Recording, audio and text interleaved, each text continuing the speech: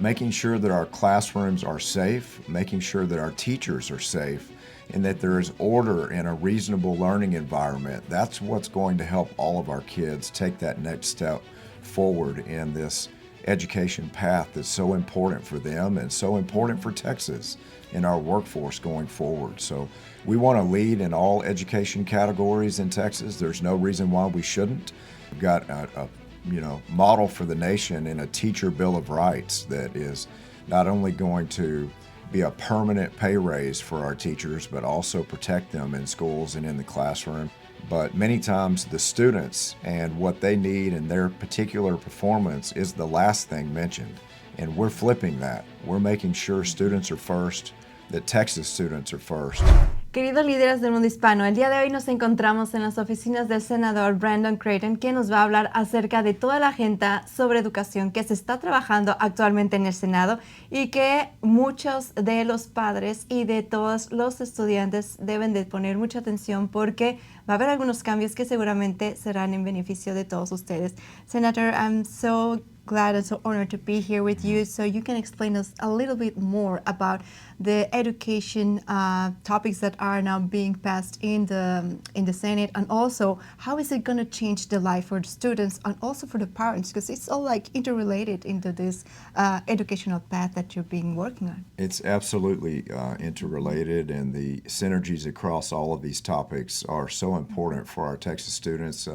It's great to be, talking to you here in the Texas Capitol during our legislative session. We're just past the halfway point, and our Education Committee has been very, very busy with the key components of our agenda for the session. So we started off with school choice to make sure that we're giving parents across the state opportunities that best fit their child's needs in schools across Texas. We quickly went into hearings related to our parents' rights and making sure that if they have particular grievances in the education process, that they can quickly have those grievances satisfied so that they have the tools that they need and the transparency they need for making decisions for their child on curriculum and what their students being taught or specific health care or health-related data that they need to make sure the school district is quickly answering the parents' questions.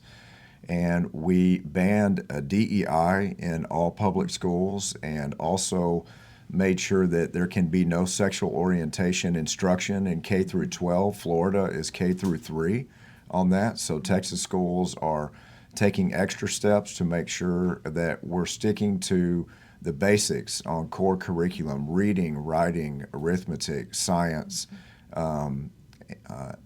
analytical thinking and reasoning, and just making sure that our students are prepared for the next step in the workforce and possibly onto a college pathway. So we're just very excited about that. And one key hearing, we dealt with discipline. Our teachers across the state are responding through surveys that safety is their number one concern.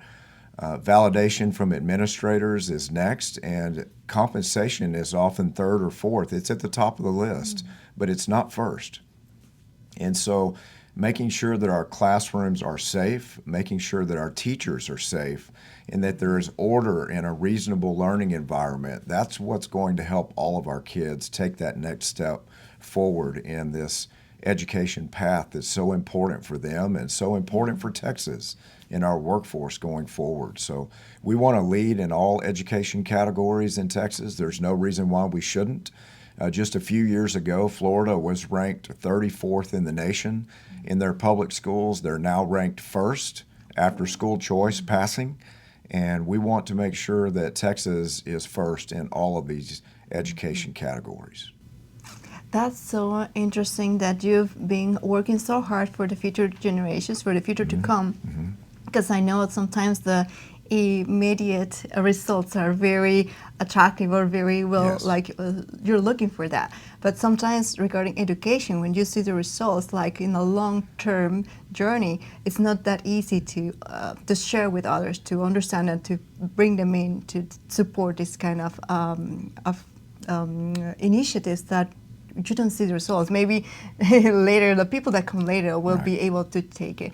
What inspired you to go for all this really like hardworking journey?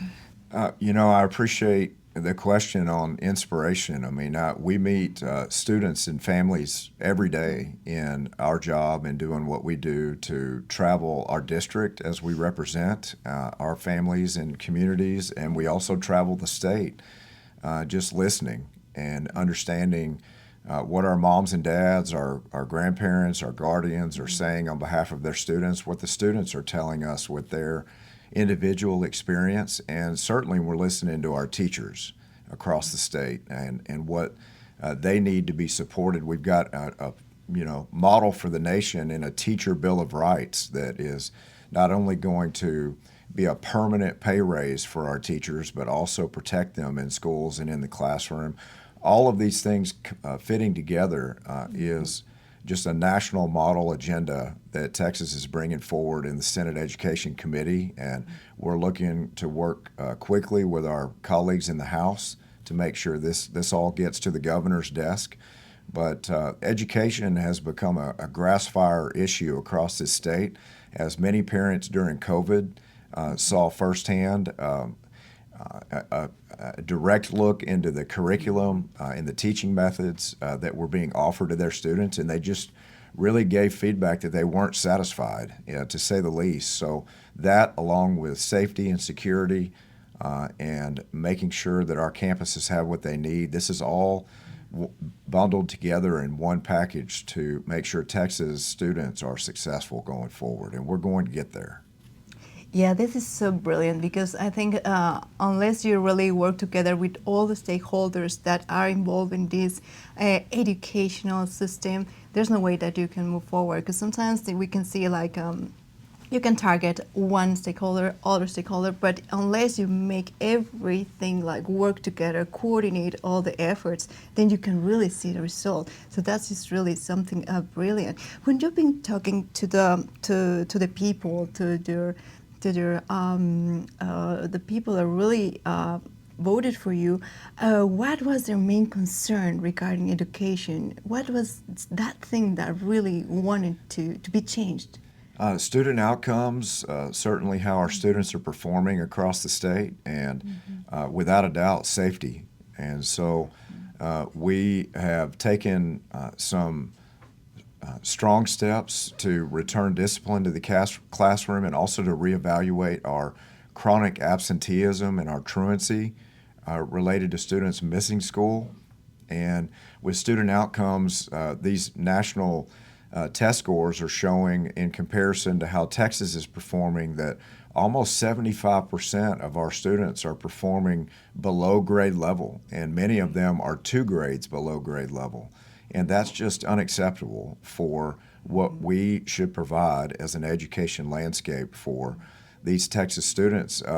Change is difficult, and a lot of the testimony in our committees, it revolves around protecting the institution or power or control or money. But many times the students and what they need and their particular performance is the last thing mentioned. And we're flipping that. We're making sure students are first, that Texas students are first, and we're going to be successful on their behalf. They're going to be successful on our behalf. Wonderful, Senator. Thank you so much for the comments and for your hard work. We really hope wish the best for the students in Texas and that this can become a model for the whole nation. Thank you so much. Appreciate the time today. Thank you. Thank you. El 17 de abril de 2025, Texas aprobó, por primera vez en la historia, el proyecto de ley SB2, conocida como Ley de Libertad Educativa de Texas, conteniendo la opción escolar universal. Esta ley permite a las familias recibir fondos para enviar a sus hijos a escuelas privadas o para otras opciones educativas. Cada estudiante recibirá al menos $2,000 y las familias que elijan escuelas privadas recibirán $10,000 o $11,500 para estudiantes con discapacidades. Gracias por suscribirse y darle like al video. Los esperamos en la próxima entrevista.